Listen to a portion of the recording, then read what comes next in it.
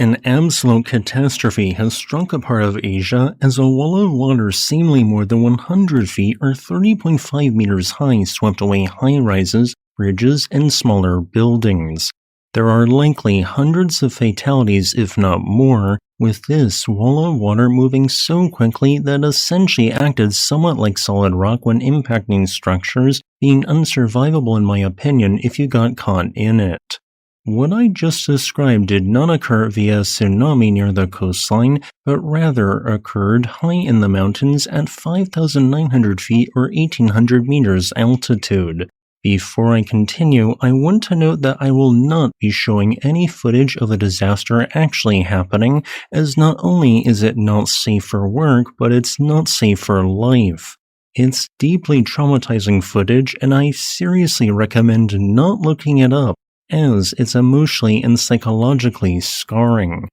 In other words, absolute horror, where so many innocent people absolutely had no chance of escaping the torrential wave of water, much like due to Colombia's Amero tragedy from Nevada del Rua's 1985 eruption.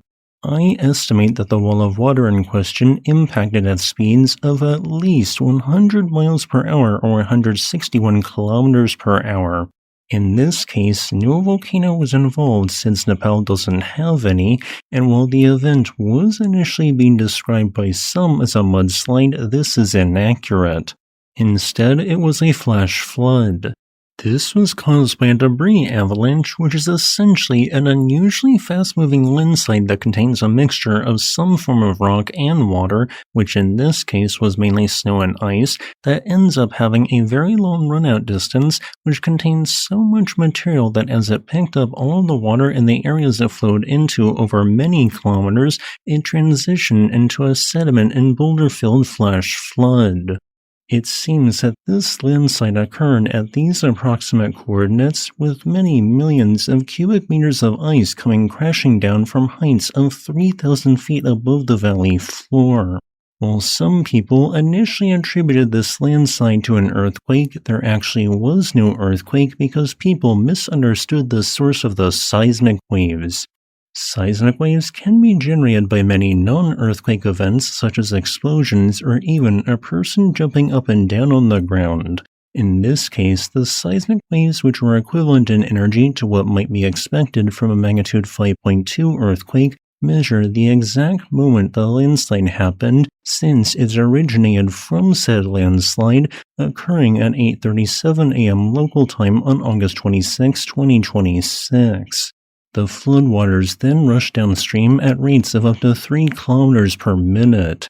While I have already seen some people try and blame either the Chinese or Nepalese governments for this natural disaster, in my opinion, it honestly isn't either of their faults.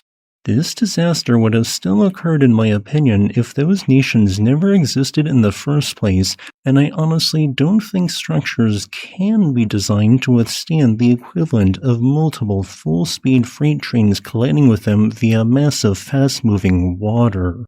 With this being said, rising world temperatures do make disasters like this and landslides in rugged areas where previously there was thicker glacial cover more common. Glacial ice, when it was thicker, previously held in place fragments of rock that would have otherwise collapsed had the ice not been present.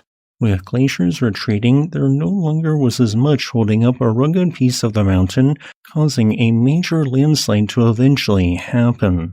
Now, much like a person with a previous record of a heart attack having a greater risk than the average person of having future heart attacks, an area with a previous record of a landslide can be at increased risk of future landslides. While unproven, there's technically a chance in my opinion that further landslides could originate from the same spot in the near future, but this is just speculation.